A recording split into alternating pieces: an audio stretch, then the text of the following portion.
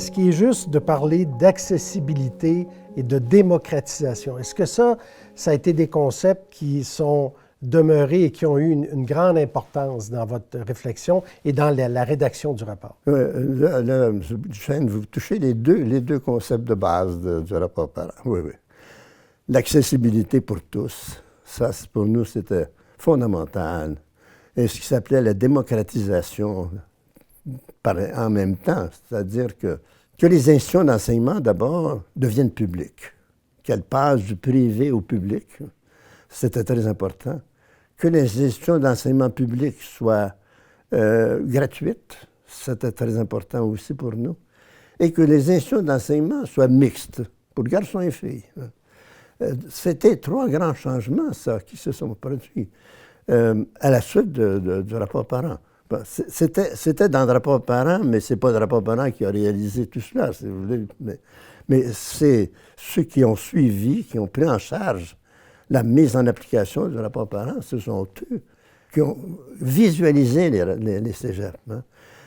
Il y a, dans notre histoire du Québec, il y a, à mon avis, trois années qui sont des années qui ont tout changé, le Québec. C'est 67, 68, 69.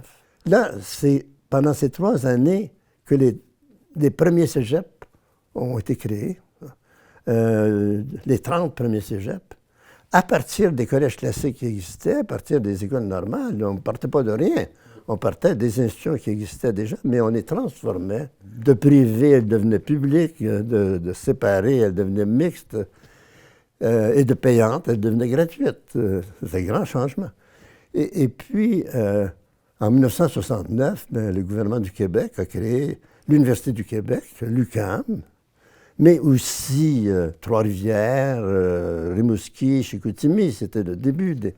Alors, ces trois années-là, pour moi, ce sont des années qui ont tourné vraiment le Québec et qui ont créé notre enseignement supérieur. C'est vraiment là, à ce moment-là, que, à la suite du rapport Parent, vraiment, tel que l'avait proposé le rapport Parent, le gouvernement, le ministère de l'Éducation de l'époque, avec le premier ministre de l'époque, ont mis en application ce qu'on avait pensé. Ouais.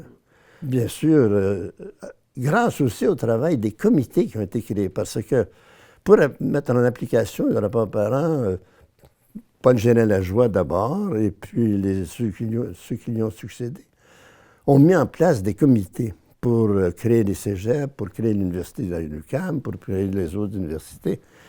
Et là, il y a eu un apport extraordinaire pour la mise en pratique concrète de ce qui avait été pensé par la Commission Parent. Hein. Et s'inspirant de la Commission Parent, ils ont vraiment concrétisé le modèle et d'une manière qui est vraiment le départ d'un nouveau Québec, je dirais. Est-ce qu'il est juste de dire que ça profitait d'abord aux francophones et beaucoup aux jeunes femmes? Ah, exactement. Oui, oui. Les femmes ont été peut-être les grandes gagnantes de la réforme. Les femmes et les garçons de milieux plus modestes, certainement, et les garçons et filles des régions. C'était les trois grands gagnants. Mais les filles, oui, certainement. D'ailleurs, cette réforme-là, ça explique peut-être un des grands changements du Québec, c'est l'accès des femmes à la vie politique, à la vie économique, à la vie culturelle. La montée des femmes au cours des 50 dernières années, c'est extraordinaire. Il y a une révolution féminine, je ne l'appelle même pas, on peut dire féministe si on veut, mais au Québec, on a assisté à une transformation du monde féminin. Et son accès au poste supérieur, il y a des femmes qui sont devenues recteurs, rectrices, il y a des femmes qui sont devenues ministres et premières ministres. Et dans le milieu des affaires, les femmes sont très présentes. Donc oui, ça c'est un grand changement. Un changement pour les femmes, un changement pour la vie familiale aussi, un changement pour l'avenir des jeunes femmes d'aujourd'hui. Ça certainement, oui.